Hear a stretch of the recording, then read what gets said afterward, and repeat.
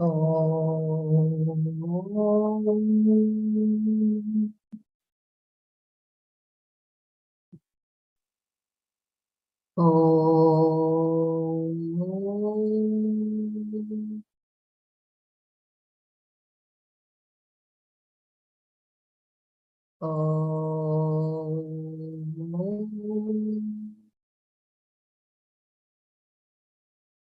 गुरुर्ब्रह्मा गुरुर्विष्णु गुरुर्देवो महेश्वरः गुरु साक्षात् परं ब्रह्म तस्मै श्री गुरवे नमः।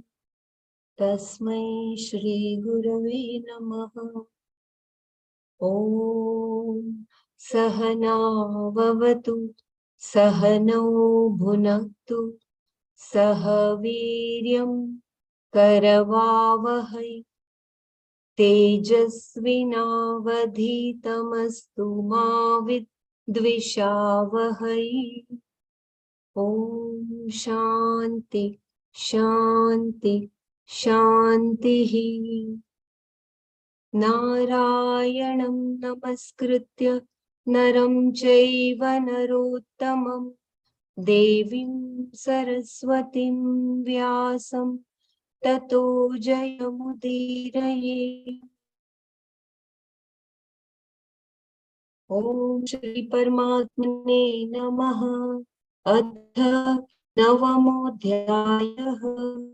राजविद्या राजगुह्ययोगः।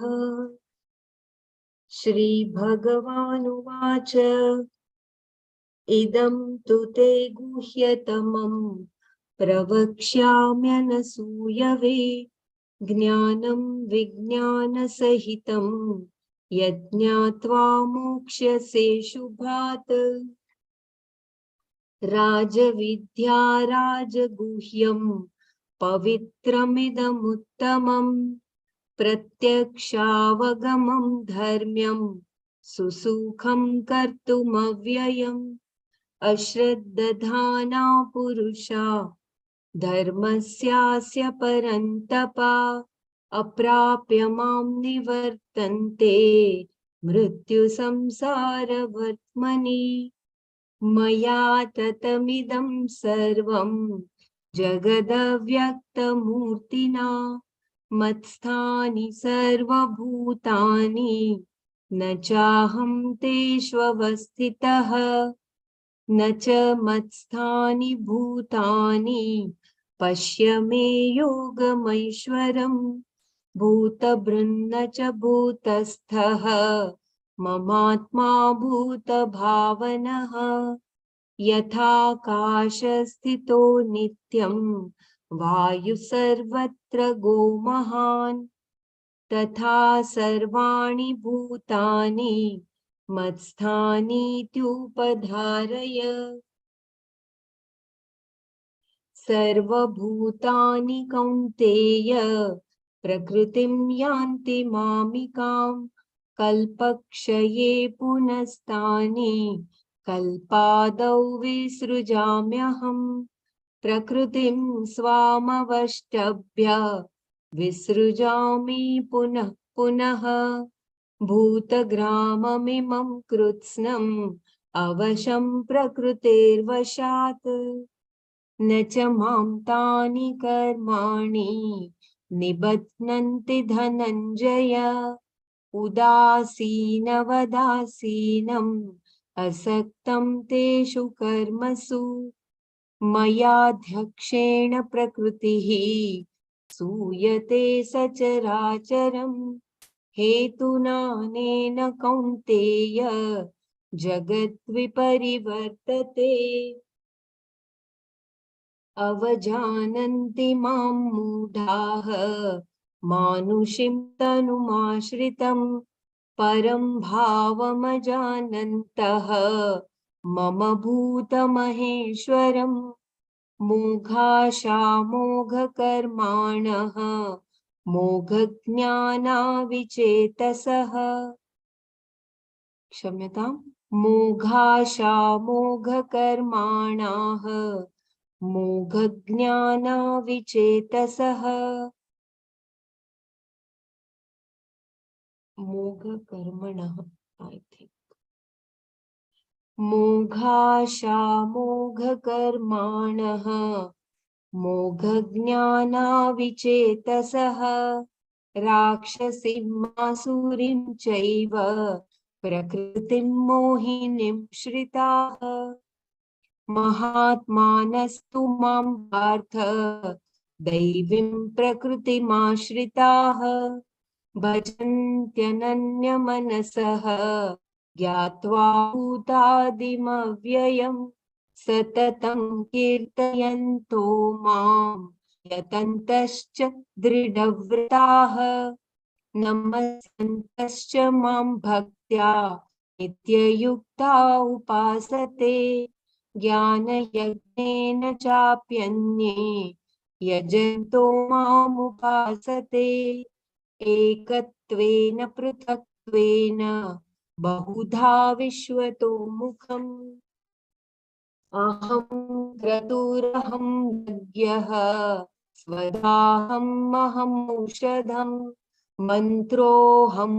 अहमेवाजम् अहम् अग्निरहं बुद्धम् पिताहमस्य जगतो माता धाता पितामहः वेद्यं पवित्रमोकाय ऋक्सामयजुरेव च गतिर्भर्ता प्रभु साक्षी निवासः शरणं सुत प्रभवः प्रलयस्थानं निधानं बीजव्ययम् तपाम्यहमहं वर्षं निगृह्णाम्युत्सृजामि च अमृतं चैव मृत्युश्च सदसच्चाहमर्जुन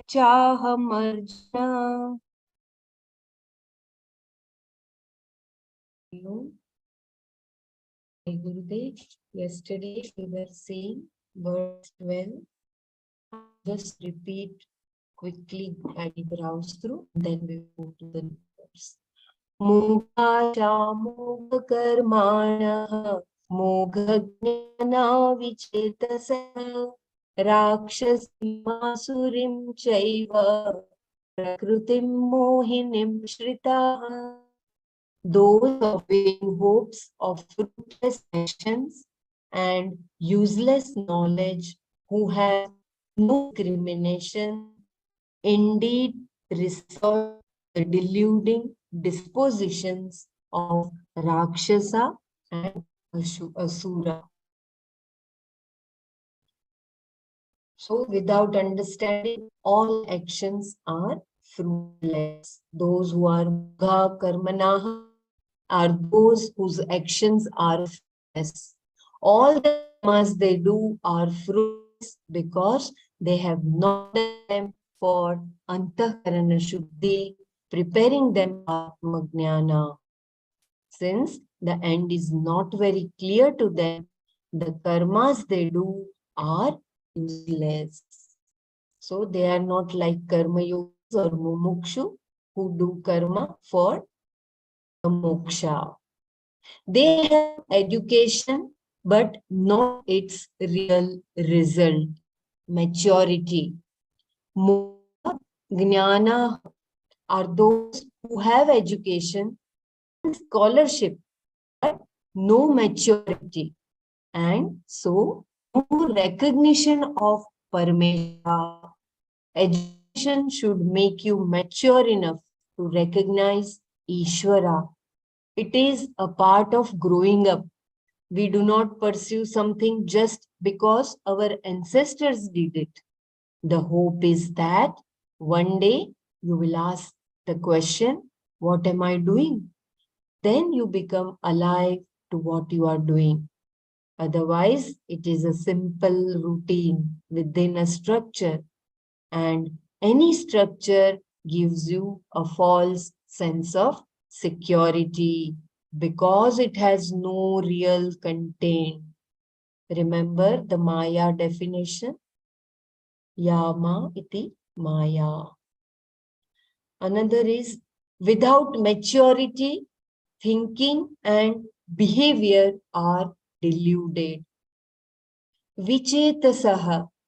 These people under discussion with the knowledge they have are Vichetasaha, people who have no Viveka. They cannot discern what is proper and improper, dharma and adharma. Leave alone Atma and Anatma. They are not able to interpret in a given situation what is right. Anything convenient is right. So, what happens to them?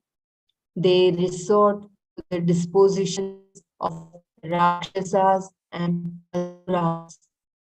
Rakshasasin, Asurim, Chaiva, Mohinim, Prakritim, Shritaha, Bhavanti. Please let me know if my voice is breaking too much. I will repeat. A Rakshasa has a predominance of Rajoguna. He has a lot of ambition, which fuels a great deal of activity and vainfulness. In the process of fulfilling all his ambitions, he destroys anything or anybody that becomes an obstruction because his aim is so important to him. That is Rakshasa. In the business world, there are many Rakshasas. The corporate Rakshasa will destroy anybody. He will buy up and assimilate any small rival anywhere. There is no consideration for another life or another's happiness and so on. So here Rakshasa doesn't mean those with horns only. They can be in suit and tie, sophisticated, but with a different mind and attitude. They do not think of other people's life. They are so ambitious that they destroy those who come on their way as a or maybe as a challenge to them. This kind of behavior is called Rakshasa Prakriti. It is all because of non-recognition of Ishvara. Or he is an Asura, one whose makeup is predominantly tamas. Such people will eat or drink anything. There are no rules at all.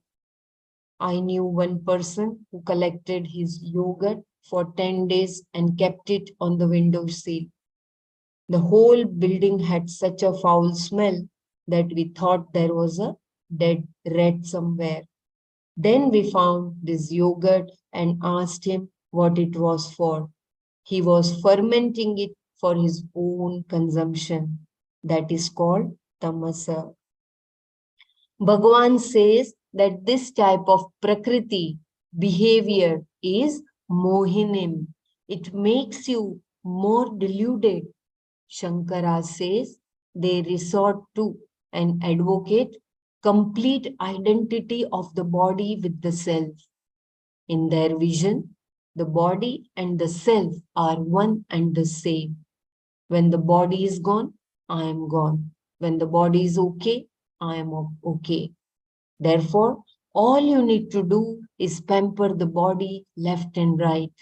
Feed the senses as long as you can, because they are not going to last. The 70-year-old neighbor cannot see, cannot hear, and cannot eat. He cannot do anything. Therefore, make hay while the sun shines. You do not get a second chance. This is their argument. It has no sense at all. The word Mohini added to the word Prakriti makes it to mean more than a mere disposition. They have a philosophy to support their disposition, which is in turn a product of their own disposition. It is a philosophy created by a mind that has a predominance of tamas or rajas. I repeat, they have a philosophy to support their disposition is in turn a product of their own disposition. It is a philosophy created by a mind that has a predominance of tamas or rajas. And sometimes they even become religious and cult leaders. Cults come up wherever and whenever there is no vichara, no inquiry, no thinking. Or they can be simple people who do not want to or cannot think. That is why people should be encouraged to think. If you can educate a person to think properly, that is the greatest gift you can give. Anything less is not enough because he then requires further consultation. If you give advice, you will have to give it again. Make them think and discover. That is how people grow. So I think here Bhagavan had talked in the previous chapter also, helping them to help themselves with their, by empowering the thinking power, the person can have a better ways. It will be the greatest gift one can give. Shankara says a few things about the dispositions of those of the Rakshasas and Asuras. So I think they have here the lifestyle. Yeah, okay, I will just read quickly. He describes their lifestyles as follows. They say, Chindi, slay him, Bindi, cut him. In other words, destroy him. Do anything you have to. Shoot him, knock him out, level him out, but finish him off. Then, Piba, drink anything, whatever it is, even if it is fermented, drink it. Then, Khada, eat anything, anything crawling, flying, walking, swimming, anything that is available. Just eat it. Vegetarian food is not what is meant here because that is very natural, swabhavika. Then they say, rob the other fellow's property. Paravaswam apahara. Paraswam apahara. Do whatever you have to get somebody's wealth, somebody's land. This is similar to robbing somebody of their property and then calling oneself a pioneer. Others are all immigrants, aliens, but you are a pioneer. This is amazing to know. It is better to say we immigrated here because we wanted land. We came here and took what we could get. That is being honest and is better than calling ourselves pioneers. So here Swamiji is beautifully explaining the lifestyles of those of like they have Rakshasas and Asuri Prakriti. They can eat anything, drink anything, and they can do anything because they are so much associated with the body, mind, intellect, and they believe that this is the only birth they have, and we have to live. They live for eating, they live for power, they live for authority. They can eat anything because they are living in the tamas and rajas prakriti. These are the types of actions they do, and these are also the topics of their conversations. These are the words you hear in an assembly of Rakshasas or Asuras. Among themselves, they talk of their accomplishments in terms of how many people they destroyed, how powerful they have become, what they are eating, and what ornaments they have, etc. If you analyze the topic of any of their conversations, it will be one of these. Their activities are cruel and they are destroying themselves because they are incapable of using the grace they have. The grace is Viveka. You must tap it and make use of it, otherwise, it becomes wasted grace. This is a most deluding Prakriti disposition, and to get out of it is very difficult. You need all the grace you can get. Shraddha is what makes the difference in behavior. They are not able to recognize me because they have no Shraddha. This is a very important connection to make. In Mimamsa, there is a rule that if you fail to do certain enjoined daily rituals and duties, you incur papa. Akarane pratyavah. They have some basis for this contention. But then you cannot say that a karma not done can produce a result. An action produces a result, not a non-action. If not doing an action produces a result, why should you ever do an action? It is against all the laws of karma. So, akarane pratyavayah is not to be taken. Although not performing an action does not incur, it does create a vacuum which can be filled by wrong actions, which will attract. Jai Gurudev. I think if someone else can take over, there's a lot of, I think, internet disturbance. Okay. Dr. Mara, are you able to continue for some time? Yeah, that's fine. Yeah, thank you. Dhanyavad. One Yeah, second. you can read from here or you want to read from the previous page. Just let me know. Which page is that? Shraddha? 126. Yeah, page 126. Yeah. I have the page, but okay. So you want me to read from Shraddha what makes the difference?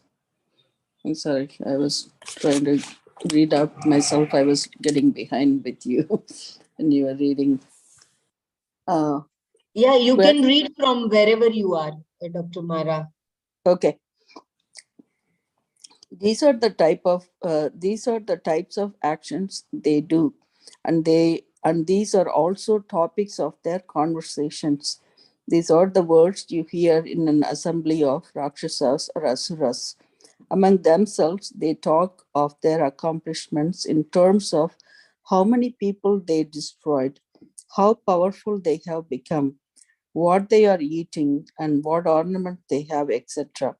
If you analyze the topic of any of their conversations, it will be one of these. Their activities are cruel and they are destroying themselves because they are incapable of using the grace they have. The grace is Viveka. Yeah, this is the point we were trying to make yesterday. The grace is Viveka. You must tap it and make use of it. Otherwise, it becomes wasted grace.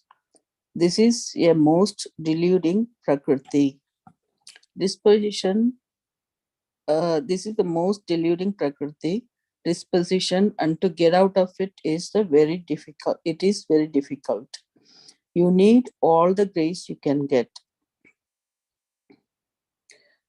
Shraddha is what makes the difference in behavior. They are not able to recognize me. Okay, let me read this one more time. Shraddha is what makes the difference in behavior. They are not able to recognize me because they have no Shraddha. This is a very important connection to make. In Mimamsa, there is a rule that if you fail to do certain enjoined daily rituals and duties, you incur papa. Akarane pratyavayaka. They have some basis for this contention. But then you cannot say that a karma not done can produce a result. An action produces a result, not a non-action.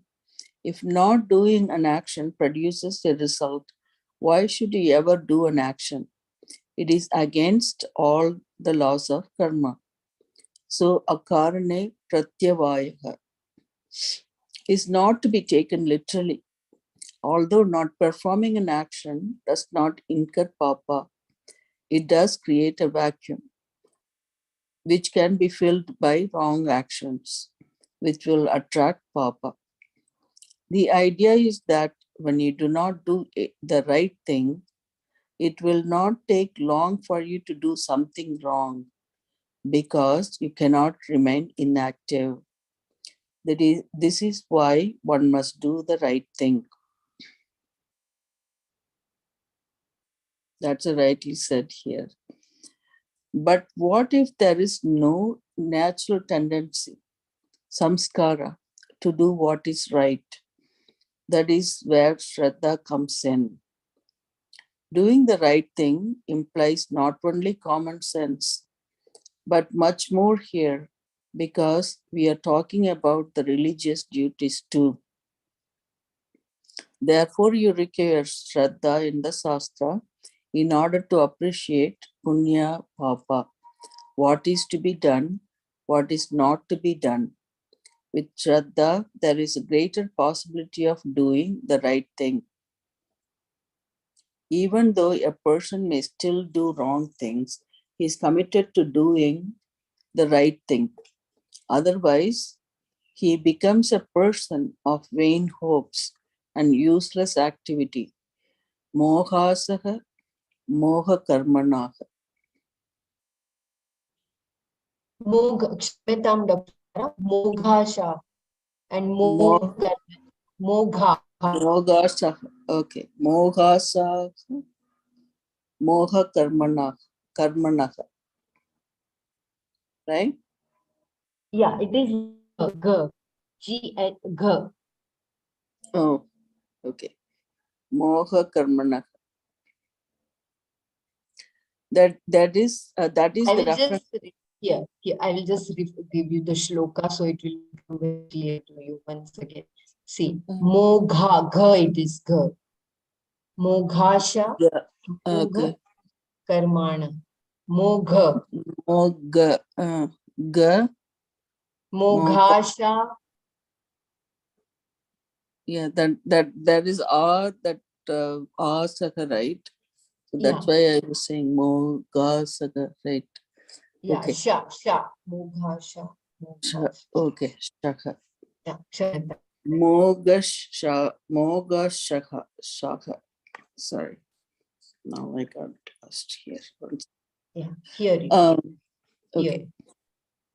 Yeah, that is the reference Bhagavan makes here when he says that the people who have no Shraddha in the Shastra totally disregard him. If they disregard Bhagavan, what will they regard?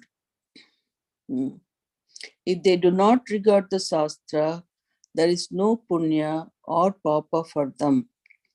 Therefore, they become moga, moga, mogashaka, moha karmanaka, right? Mogashaka, mogashaka, moha karmanaka. Yeah.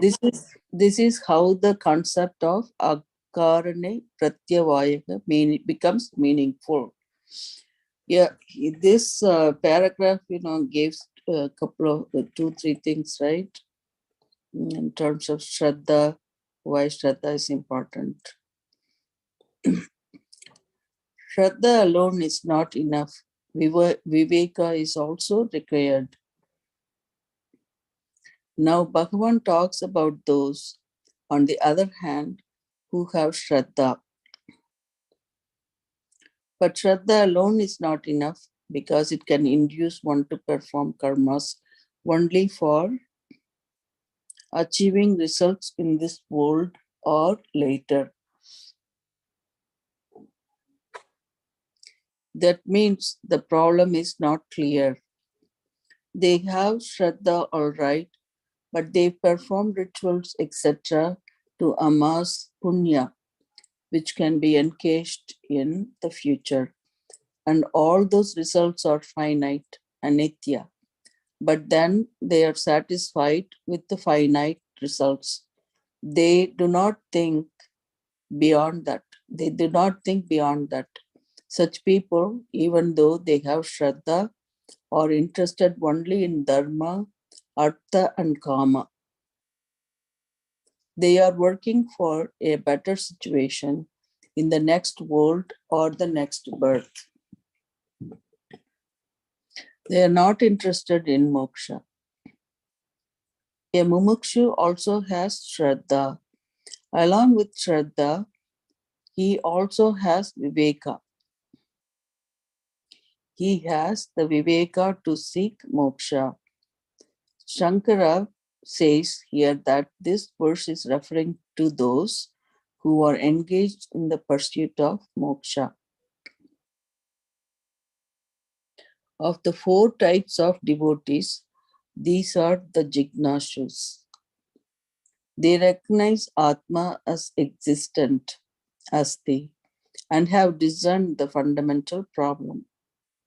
Their whole pursuit is for freedom, moksha, and it is a pursuit characterized by a committed devotion to the Lord, whom they are seeking to know, or whose grace they are seeking.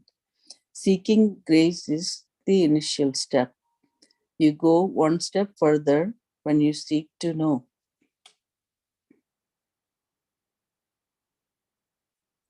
So, shall we proceed here? Mahat manastu mam partha daivim prakritimaschitaha bhajanti ananyam manasu manasa ananya manasaha. Okay, sorry again. Yeah, yeah. Can you read it? Yeah. Bhajantyananya Ananya Manasaha. Okay. Mahat manastu mam partha daivim prakriti maashritaha bhajanti ananya manasaha nyatva bhutadim avyayam. Partha Arjuna. Mahatmanahatu. Those of noble heart, on the other hand, ananya manasaha, being totally committed, daivim prakritim ashritaha, being given to a spiritual disposition.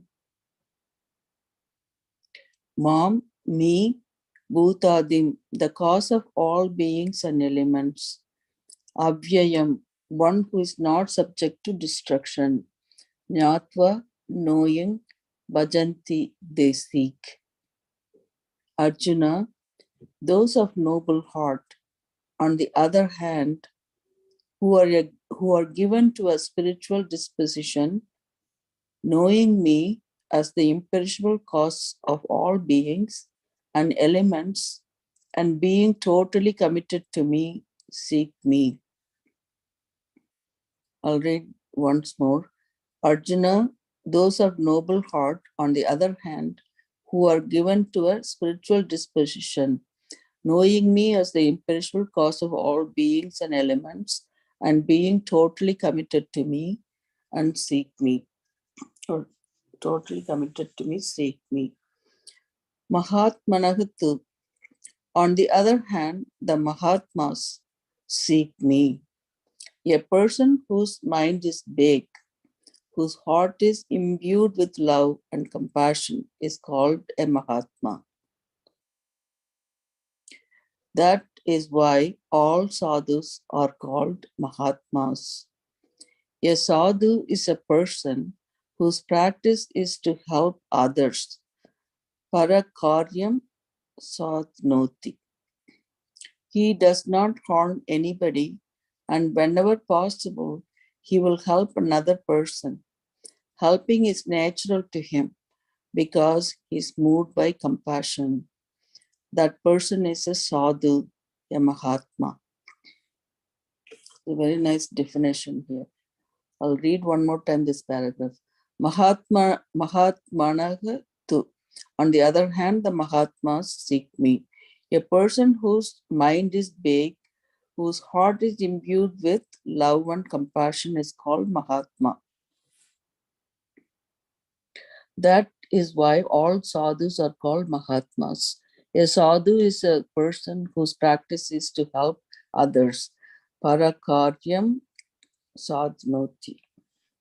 He does not harm anybody, and whenever possible, he will help another person. Helping is natural to him because he is moved by compassion. That person is a sadhu, a Mahatma. Partha, Arjuna, they have a disposition which is very different from the previous ones we have seen. The word tu, whereas here distinguishes them from those others we saw in the previous verse.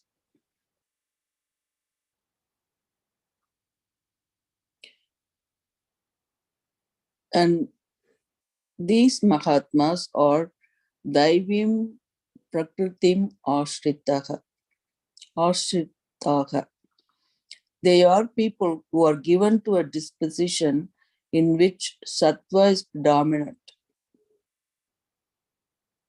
Again, Daivim Prakritim Ashritaha means they are the people who are given to a disposition in which sattva is predominant.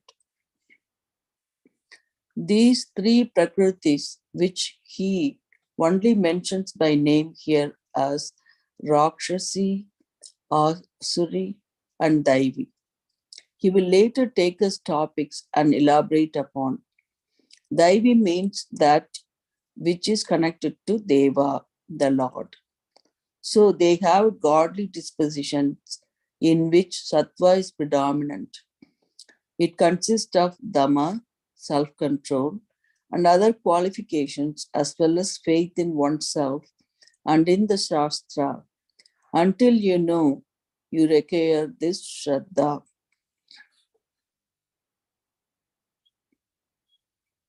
Shraddha and Viveka work together. This Shraddha is different from a faith, which remains with you till death, and because of which you hope to reach heaven, etc. I'll read it again. This Shraddha is different from a faith, which remains with you till death, and because of which you hope to reach heaven, etc. In Vedanta, faith in the Shastra is only pending discovery. Until you discover, you assume it is right. It is a presumption, but it is highly desirable. When someone says you are Ananda, the whole, the center of entire creation and free from all limitations, that is the most desirable. It is exactly what you want to be. That is why you struggle to prove yourself. To whom do you want to prove yourself? In fact, only to yourself.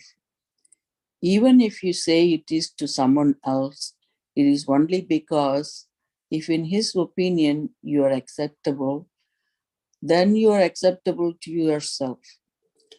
That only means in your own estimation, you are nobody, because the limitations are obvious.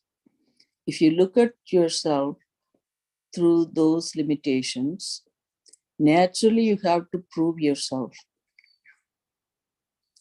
And any attempt is not going to remove limitations. No matter what you achieve, though it can give you a healthy self-esteem, it cannot resolve your sense of limitation. The limited person continues to be limited.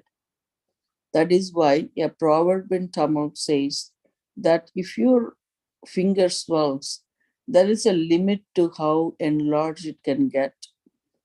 It is not going to swell to the size of a pumpkin. Whatever you accomplish, it is always going to be limited. If I am already limited, a few more limited embellishments do not make me free from a sense of limitation. Any attempt by a limited individual will definitely be found wanting. Again, any attempt by a limited individual will definitely be found wanting. These people who have a disposition characterized by self-control and compassion seek me. What kind of me? They seek me, who is the cause of all living beings. Bhutadim Mam. Bhutadi means that which is at the beginning of all elements. Beginning is the cause. So Bhutadi is the one who is the cause of this world. When he says Bhutadi, the cause of this entire world, you can think that it has undergone a change. Once upon a time, there was Brahman, but now Brahman has become the world. If that is so, only the world is there. There is no Brahman. To make it clear that it is not like that, he says avyayam, changeless. The cause does not really undergo any change to become the world. The change is apparent. Brahman, the cause of the whole creation, retains its nature because the change is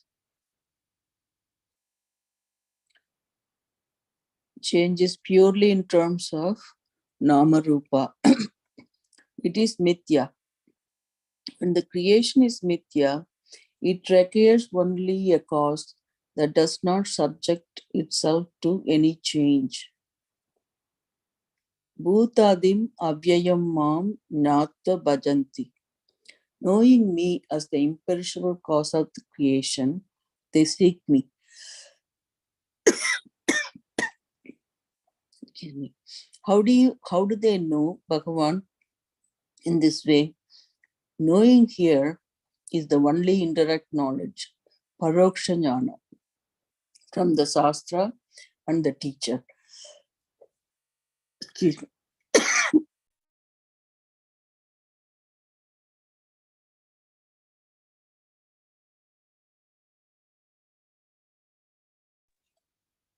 me. I'll read this one more time. Bhutadim avyayam mam jnatva bhajanti. Dr. Mara, could you please read from here, the previous paragraph here? I'm sorry. To make it clear, Without, sure. No problem. yeah. I'm sorry on the page without I can take over, Mara. I'll take it over. Don't worry. Okay. I'll take care of yourself.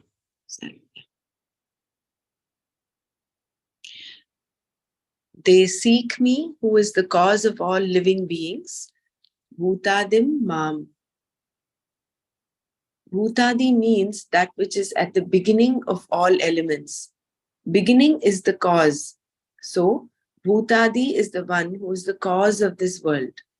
When he says Bhutadi, the cause of this entire world, you can think that it has undergone a change.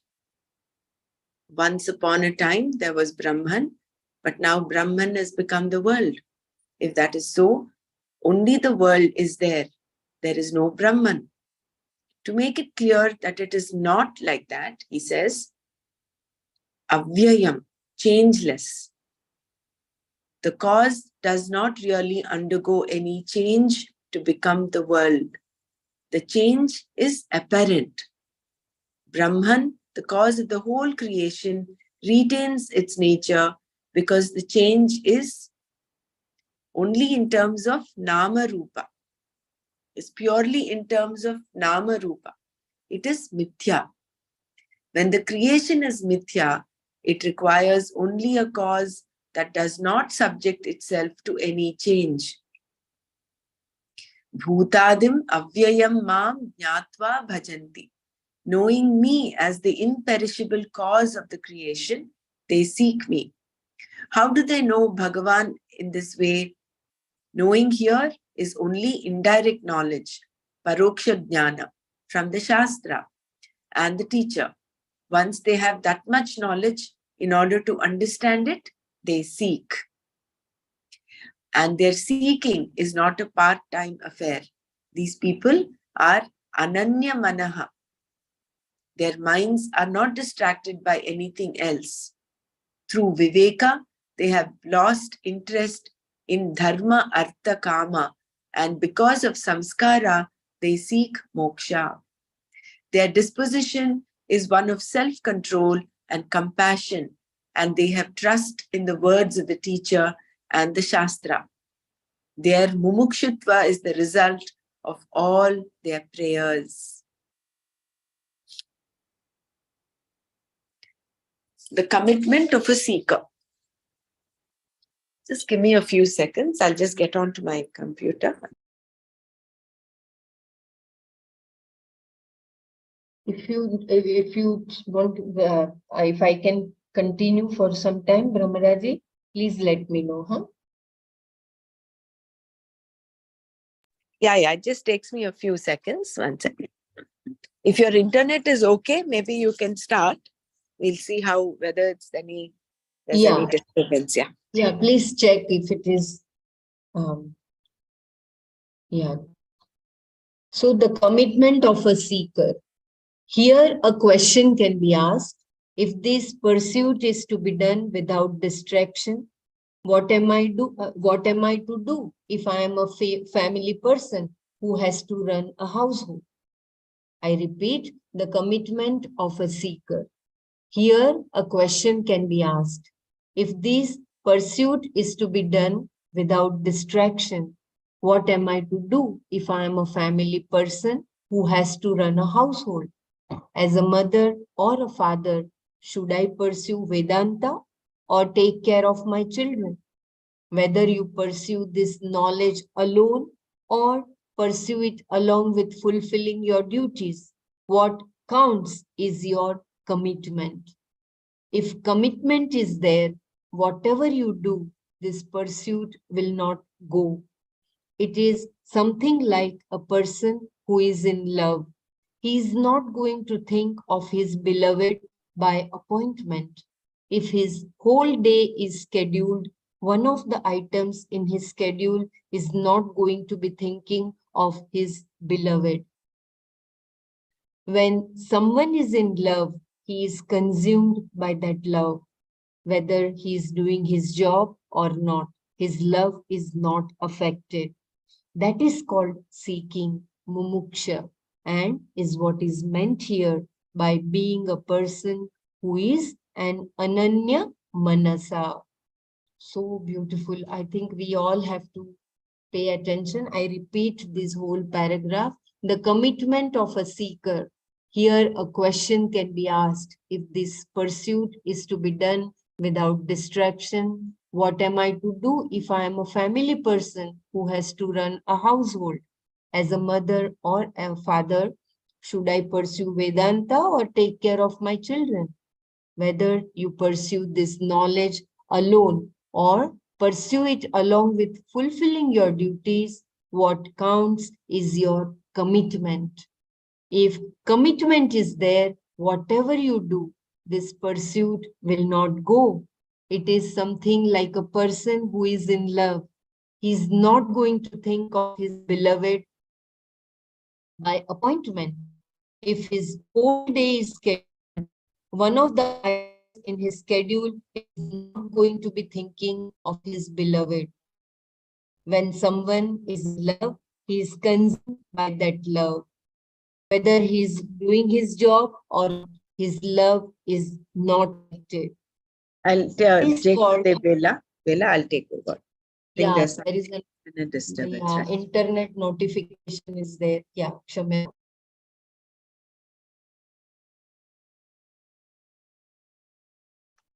So whether you pursue this knowledge alone or pursue it along with fulfilling your duties, what counts is your commitment. If commitment is there, whatever you do, this pursuit will not go. It is something like a person who is in love. He is not going to think of his beloved by appointment. If his whole day is scheduled, one of the items in his schedule is not going to be thinking of his beloved. When someone is in love, he is consumed by that love. Whether he is doing his job or not, his love is not affected. That is called seeking, mumuksha, and is what is meant here by being a person who is an ananya manas. So many little doubts getting clarified. I Yes, remember we had this question. So how can we always think of him? Ananya Bhakti, how is that possible? When without thinking of anything else, Mam, Anusmara, all those things, now it is so beautifully clarified that it is like being in love. So when you're in love, you are not going to be loving, it's not going to be a part of your schedule. It is there in and through. Shankara says such people are not selfish. They don't subscribe to this me and mine philosophy, and they knowingly pursue. It is not simply because someone else whom he respects did it and he is just following in his footsteps. If you follow a beaten track, of course, you won't get lost. That is the beauty of it. But here, the path is proper inquiry. And if you properly cover all that is to be covered, you cannot but see. Like in arithmetic, if all the steps are followed, the answer must follow. If it is an improper answer, there must be a mistake in the steps. You retrace the steps and correct the mistake. But the correct answer is always the same and certain. That is the track of knowledge. And therefore, knowing full well what they are seeking, they pursue. How do they seek Ishvara? I will just repeat this one. Shankara says such people are not selfish. They don't subscribe to this me and mine philosophy. And they knowingly pursue. It is not simply because someone else whom he respects did it and he is just following in his footsteps. So it's not blind belief. It is Shastra, according to Vedanta, the term Shraddha is belief pending inquiry. It is not blind belief. It is not superstitious belief. So therefore here it is not simply following someone whom he respects. He's not just following his footsteps. If you follow a beaten track, of course, you won't get lost. That is the beauty of it. But here, the path is proper inquiry. And if you properly cover all that is to be covered, you cannot but see. So when we have Shraddha along with Viveka, that is that Vichara and Viveka, then you cannot but get the right answer. Like in arithmetic, if all the steps are followed, the answer must follow. If it is an improper answer, there must be a mistake in the steps. You retrace the steps and correct the mistake. But the correct answer is always the same and certain. That is the track of knowledge. And therefore, knowing full well what they are seeking, they pursue. How do they seek Ishvara? This is explained further by 2 more verses. So there's so much of reassurance in this paragraph that Bhagavan is saying, if you follow the right steps, you cannot but get the answer. If you're not getting the answer, it means that maybe some of the steps you have followed are not correct. So you retrace your path which is why Nana said you have to keep reading and rereading. We have to keep coming back to knowledge punah punaha till we get that clarity. What time is it? Yeah, we'll just read the 2 verses. Satatam kirtayanto mam yatantascha dhridavrataha namasyantascha mam bhaktya nityayukta upasate. Mam satatam kirtayantaha. Those who are always appreciating, inquiring into me. Yatantaha cha. And making the necessary efforts. Dhridavrataha. Those whose commitment is firm. Namasyantaha mam. And those who remain surrendered to me. Bhaktya, with devotion. Nitya yuktaha, who are always united to me. Upasate, they seek me. So, mam satatam kirtayantaha, yatantaha cha, dhridavrataha, namasyantaha cha mam, bhaktya nitya yuktaha upasate.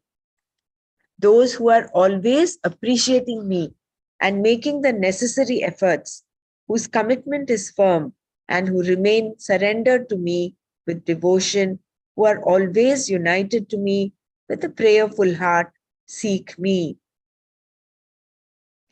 Satatam kirtayantaha mam, always appreciating the glories of me, Parameshwara. They always see and appreciate Ishvara's glory. And his glory is not ordinary. All beings, all things have their being in him, but he is free from all of them. He does not depend upon them for his existence. This is a wondrous thing. He does not undergo any change, and at the same time is the whole creation. He does not do anything, and at the same time is the creator, sustainer, and destroyer of all creation. This is Parameshwara's glory, and this they appreciate and praise. The word kirtayantaha can also mean vicharayantaha, those who are always inquiring into Ishvara by Shravana, Manana, and Nididhyasana. Who are the people who do this? Yatantaha, those who make the necessary efforts. And what are the efforts here?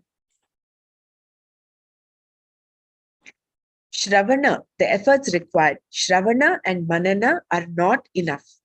They have to be backed up by the right kind of mind, because it is the kind of mind you have that really accounts for knowledge. A mature mind is necessary and is expressed here by the word yatantaha, those who take care of their minds properly. How? Shankara paraphrases the word yatantaha with the following statement. Indriyopasamhara shama dama daya ahimsadi lakshanai dharmai prayatantaha. Indriyopasamhara shama dama daya ahimsadi lakshanai dharmai prayatantaha. This is a very clear definition of a sannyasi.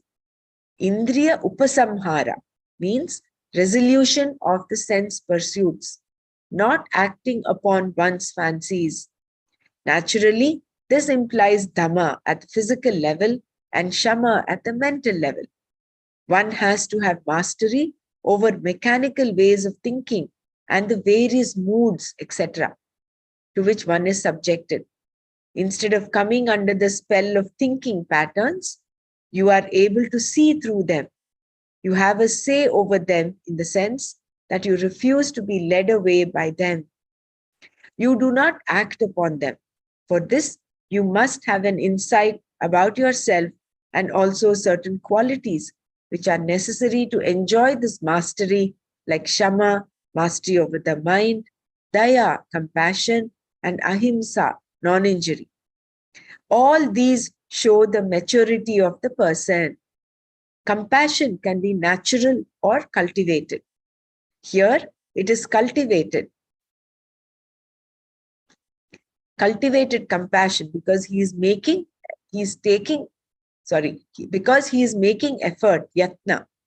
He tries to be compassionate, and whenever he lacks compassion, looks into what it takes to be compassionate. There is a conscious attempt to maintain this compassion. Compassion is mentioned again and again by Shankara because compassion towards all living beings is a vow that all sannyasis take. Ahimsa, not deliberately hurting another living being, is the greatest vow taken by a sannyasi at the time of sannyasa. This is one that characterizes him most. All other things like amanitva, adambitva, arjava should also be there because they are all necessary for the maturity of the antakarana required to gain this knowledge. Therefore, the word yatantaha refers to those who are making effort to accomplish these virtues. I think how much more of this is there? Maybe we should stop. I'll just read this one paragraph. That is why Bhagavan uses the word yatantaha here. A sannyasi is called a yati, the one who makes effort. He has two things to do. One is the pursuit of knowledge. The other is making effort to mature emotionally if he has to. He commits himself to ahimsa and then lives day to day, moment to moment. Any Vedanti becomes an adhikari only when he lives life one day at a time. Otherwise, Vedanta does not work.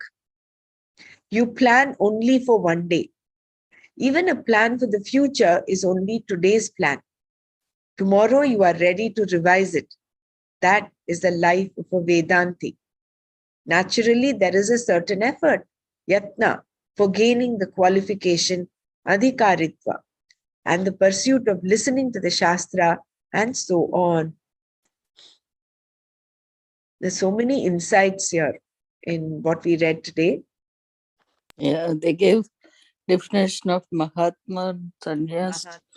Mahatma, sannyasi, yatantaha, what Yeah, a Vedanti is. You want to read the and what shloka?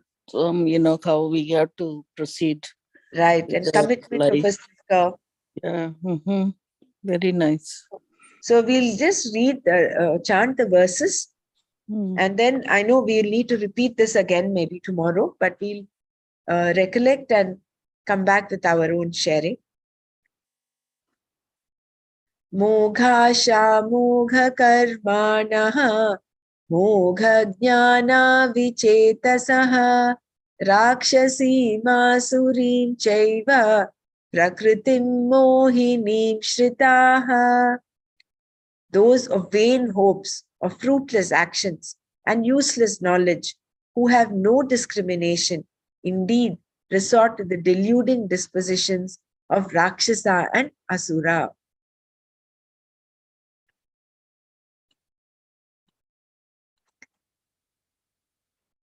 Shraddha is what makes the behavior, change in the behavior. Mahatmanastu mam partha daivim prakritimashritaha bhajantyananya manasaha jnatva bhutadimavyayam. Arjuna, those of noble heart, on the other hand, who are given to a spiritual disposition, knowing me as the imperishable cause of all beings and elements, and being totally committed to me, seek me.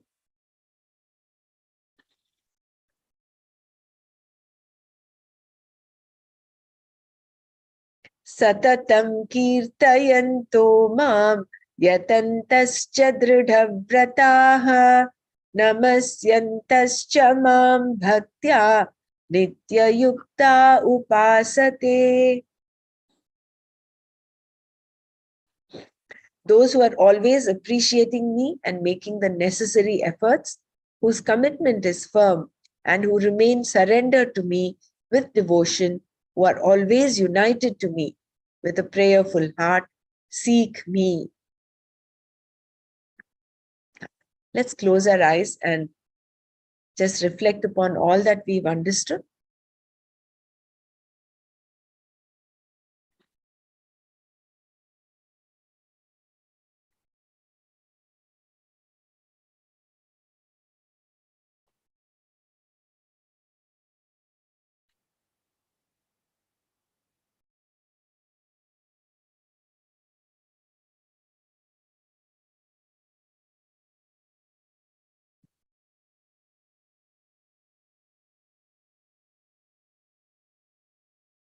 Jai Gurudev.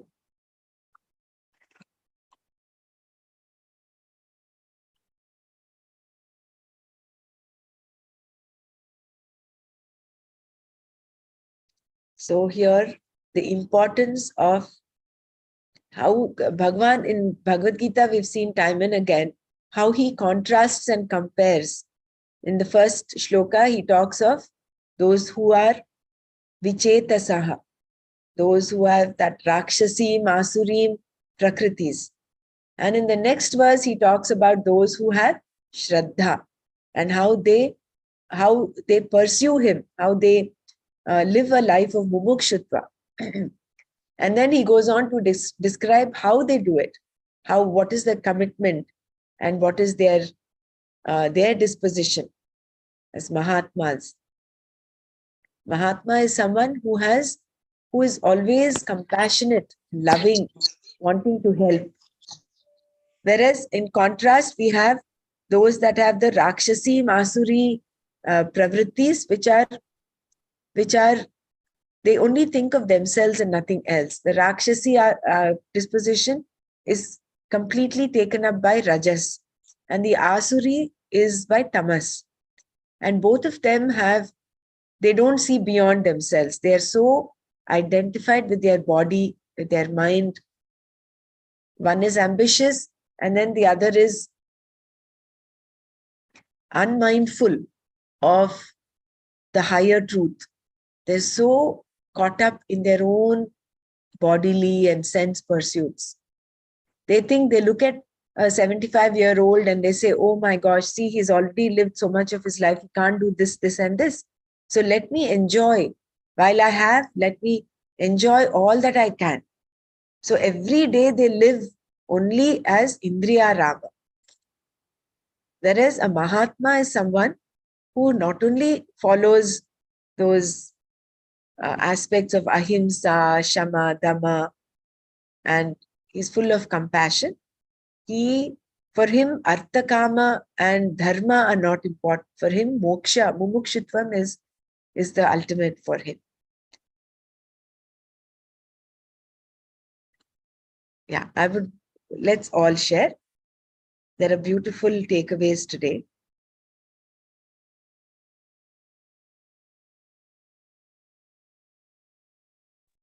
Jai Gurudev. It is like we read earlier, the Shat Sampat, Shat Sampat or Shat Sampati, Shat Sampat, I think. The 6 qualities. So in this verse, the Shama Dhamma is highlighted.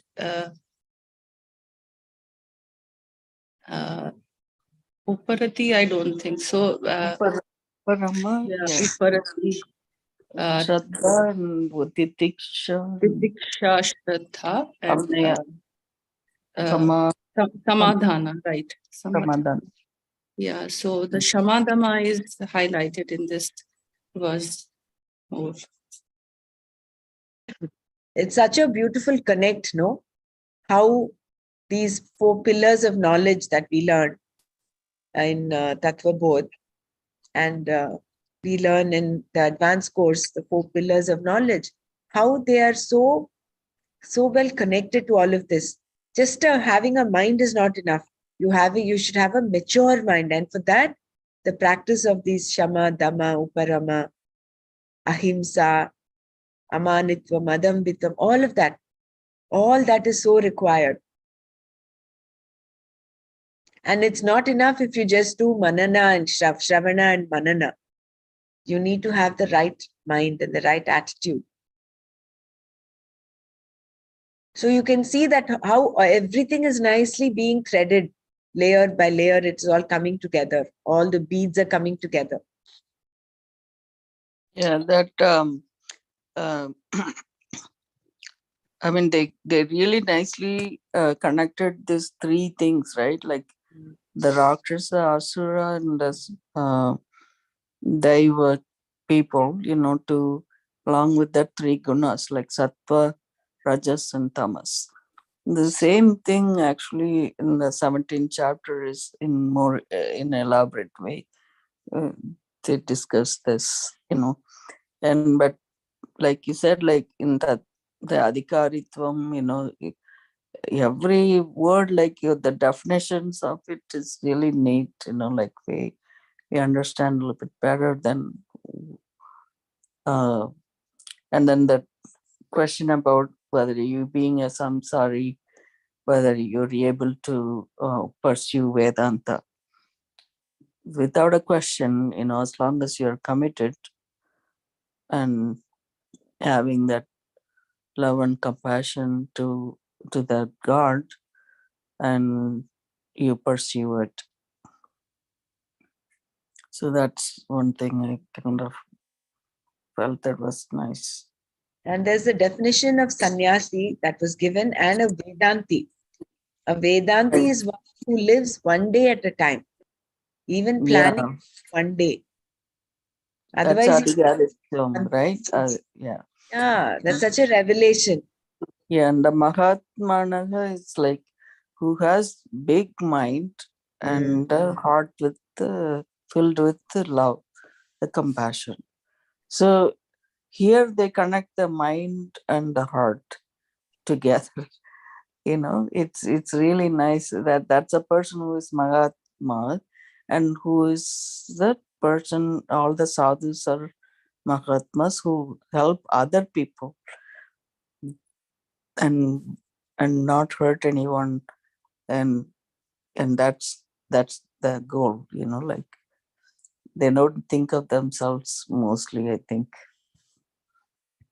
Yeah. Yeah. And also how important it is to have the combination of Shraddha and Viveka. It is not Mm-hmm. just Shraddha alone. If it is only Shraddha, Shraddha, according to what uh, the common understanding is just faith. It is not just faith. If it is only faith, then according to what Swamiji said, you will only go to heaven and then that's it. It is Shraddha coupled with Vichara. That is pending inquiry. According to Vedanta, that is the definition of Shraddha. Shraddha Kidrishi Guru Vedanta Vakyadishu Vishwasaha Shraddha. In Tattva Bodh we learn. It is, you have that belief, the faith in the Vakyas of the Guru and Vedanta, pending inquiry. You believe what the Shastra says, what the teacher says, but you do your own, that seeking continues to happen. What is this world? How is this world changing while what is the basis of the world is unchanging? And I mean, all this, who am I? What is my purpose? All the seeking is coupled with that Shraddha. Then that is meaningful. That is actual Shraddha. And that is why it's also said Shraddhavan labhate jnanam. And it is not anybody else. Ashraddhavan, he will not get that knowledge. And that beautiful thing where, if in, like he gave the analogy of the arithmetic problem, if you do all the steps correctly, you will of course get the correct answer. There's only one answer to that. But if you do not get the right answer, that means there's some steps that have gone wrong. So you go back and check and come back and do the steps right. So for us, the steps are very clearly laid out. One is Shraddha, the other is Viveka. And of course, coupled with these qualities of having a mature mind. Shama, Dhamma,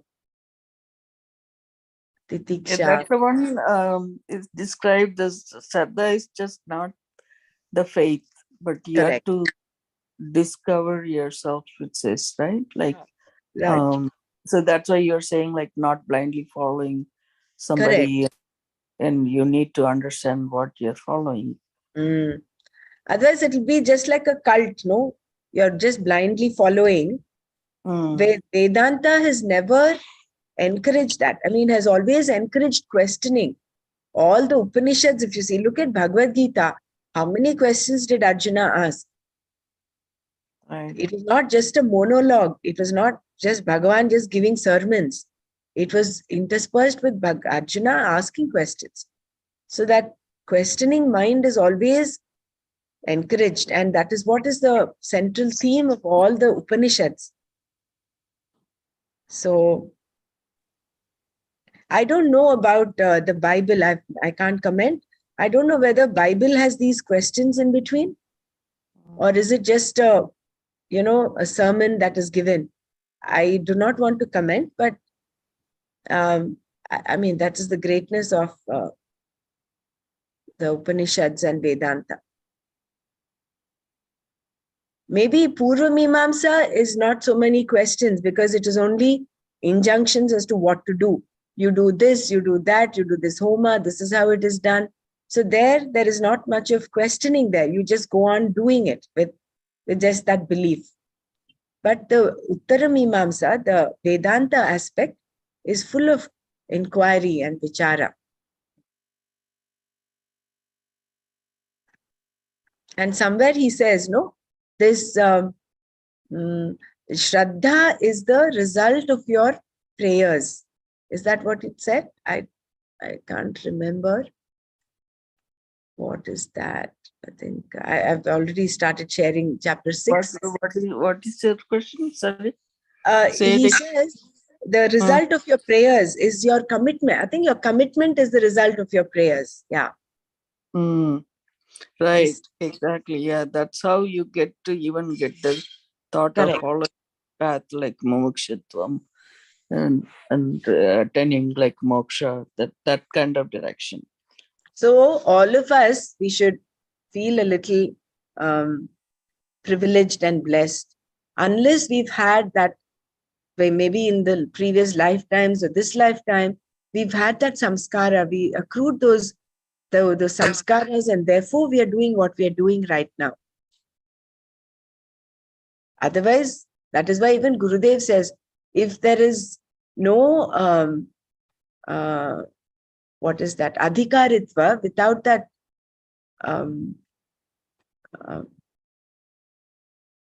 what is that, the term in English? The eligibility, you will not come anywhere close to this knowledge. That is why you see there's so many people you keep telling them about, do this course, do that course, but they're maybe they're not really eligible still to get to this knowledge.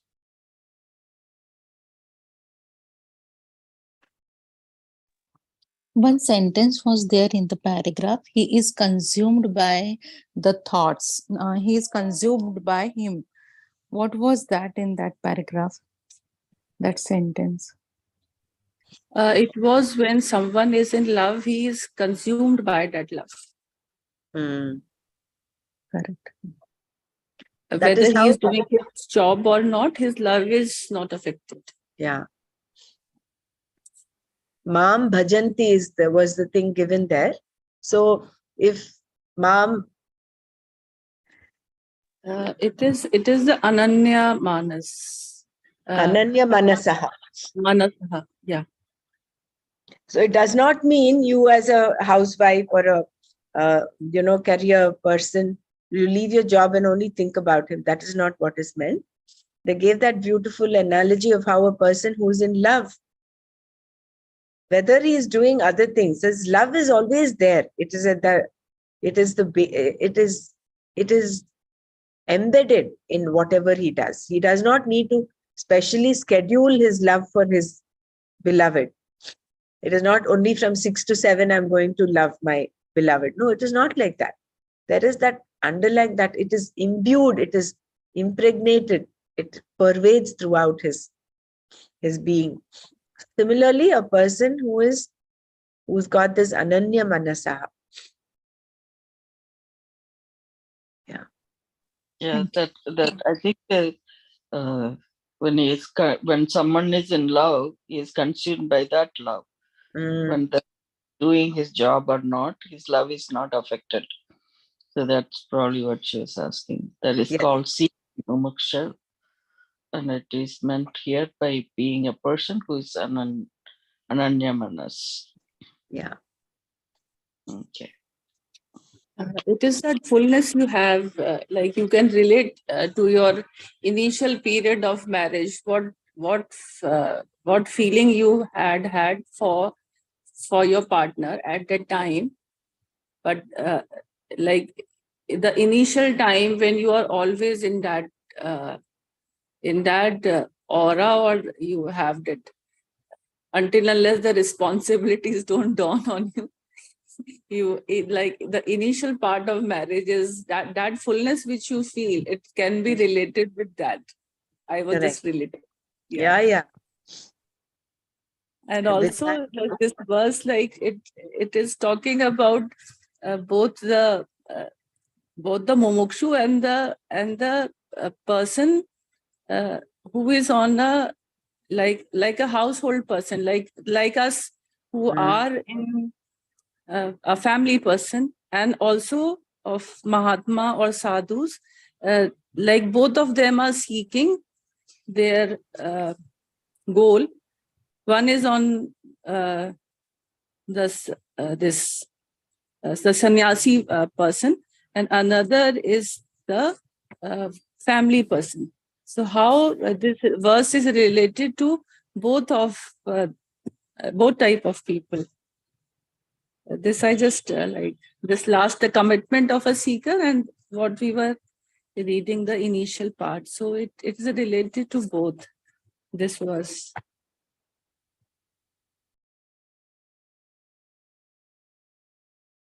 Yeah. So shall we move to chapter 6? So yesterday we looked at how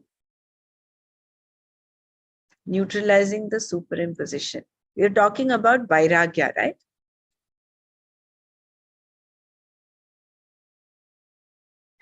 The superimposition is not deliberate. We looked at how we look at, it is only the Shobhana Dhyasa that we superimpose.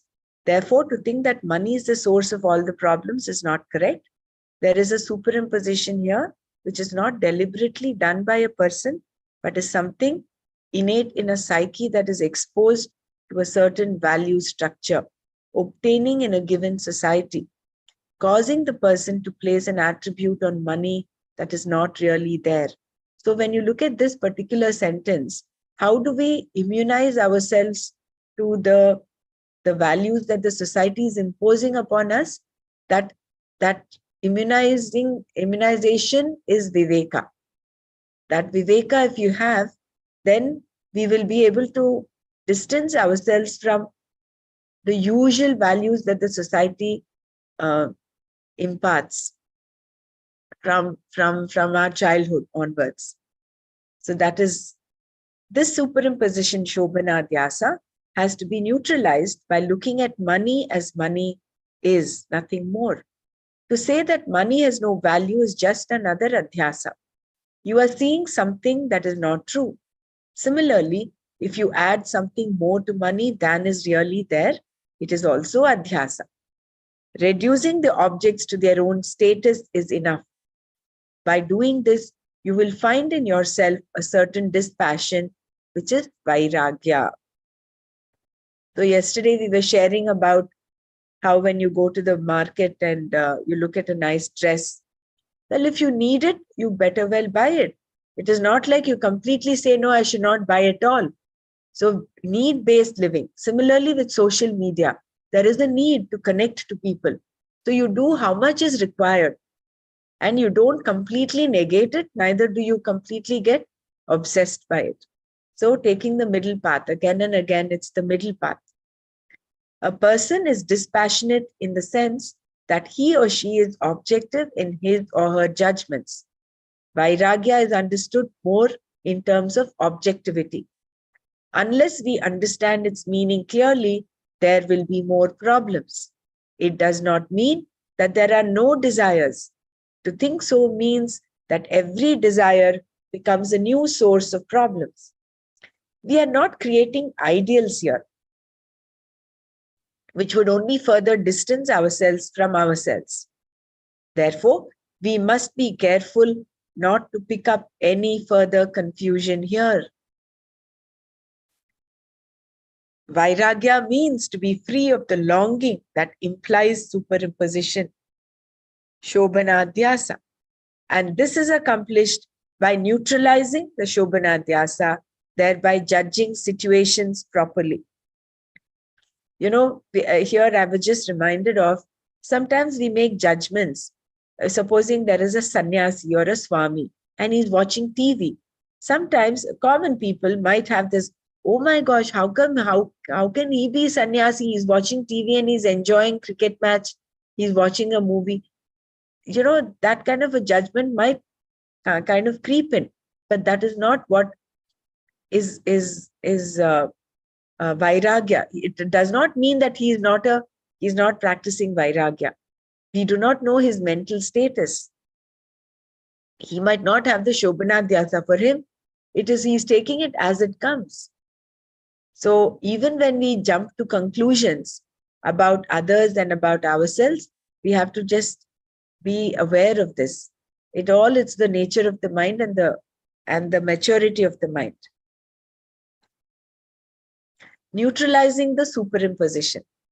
Any object of liking can become an object of obsession sooner or later, and therefore a problem. There are books being written today about people who love too much, meaning they cannot love at all. Because they cannot keep an object of love in its proper perspective, it becomes a problem for them. The object of love can consume a person so completely that it becomes an obsession, leading to attempts to control, vying for position, etc.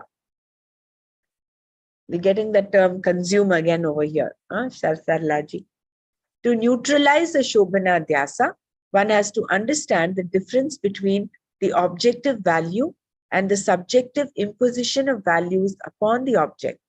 And how is it possible to see this difference? Shankara defined Vairagya here as the capacity to repeatedly see the limitations in both the seen and unseen objects of enjoyment, meaning here and in the hereafter. Vairagyam nama drishta adrishta bhogeshu dosha darshana abhyasat vaitrishyam. So it is the capacity, Vairagya is the capacity to repeatedly see the limitations in both the seen and unseen objects of enjoyment, here and in the hereafter. Limitations here refer to what a given object can and cannot give. Any object has some virtues, gunas, and some defects, doshas, or limitations. Therefore, one must see these limitations clearly. For example, money can buy, but it cannot make you enjoy. Seeing this is what makes you dispassionate. And once you are dispassionate, then your relationship with money is proper. It is an objective relationship, which is what we are talking about.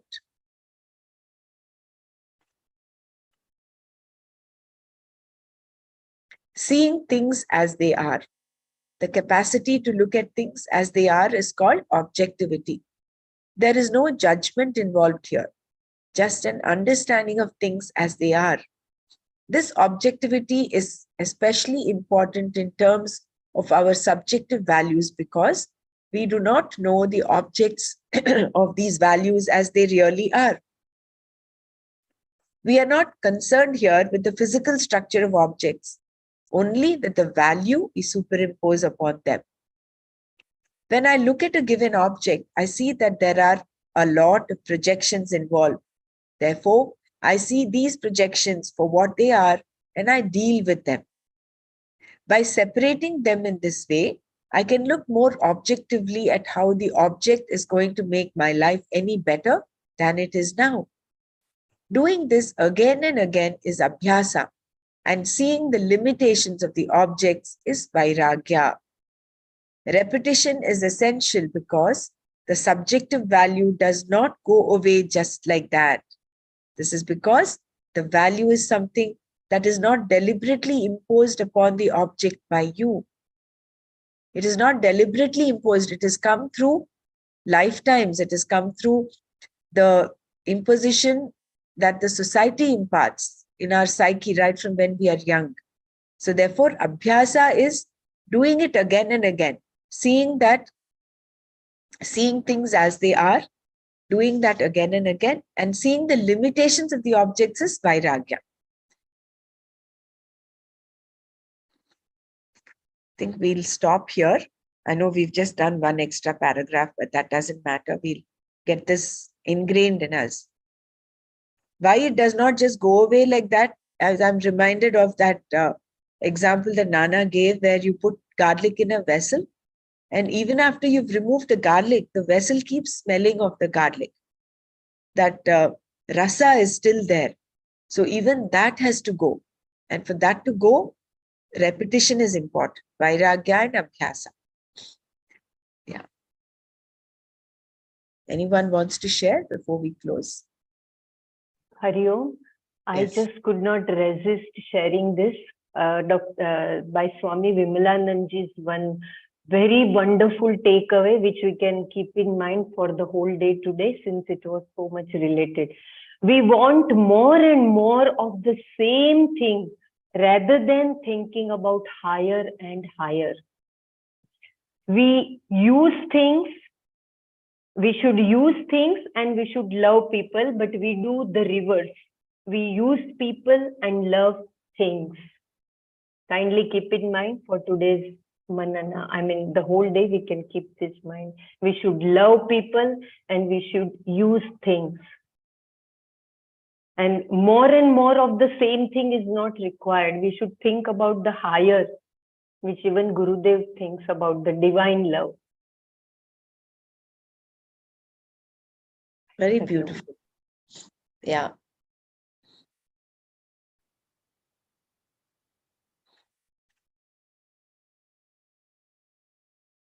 So we'll stop here today.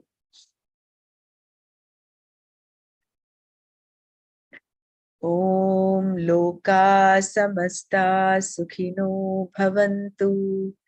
Om Shanti Shanti Shanti. Om Tat Sat Shri Krishna Arpanamastu.